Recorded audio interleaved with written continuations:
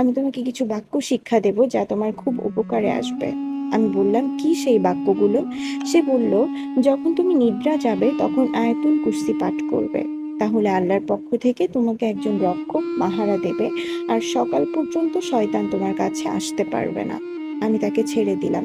সকালবেলা যখন রাসূলুল্লাহ সাল্লাল্লাহু আলাইহি ওয়াসাল্লামের কাছে আসলাম, তখন তিনি বললেন, কি আবু হুরায়রা, গতরাতে তোমার আসামি কি করেছে? আমি বললাম, ইয়া রাসূলুল্লাহ, সে আমাকে কিছু উপকারী বাক্য শিক্ষা দিয়েছে, আমি তাকে ছেড়ে দিয়েছি। রাসূলুল্লাহ সাল্লাল্লাহু আলাইহি ওয়াসাল্লাম জিজ্ঞেস করলেন, তোমাকে সে কি শিক্ষা দিয়েছে? আমি বললাম, সে বলেছে যখন তুমি নিদ্রা যাবে তখন আয়াতুল কুরসি পাঠ করবে, তাহলে আল্লাহর পক্ষ থেকে তোমাকে একজন রক্ষক পাহারা দেবে, আর সকাল পর্যন্ত শয়তান তোমার কাছে আসতে পারবে না।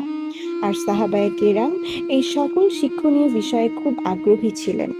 রাসূলুল্লাহ সাল্লাল্লাহু আলাইহি ওয়াসাল্লাম বললেন, সে তোমাকে সত্য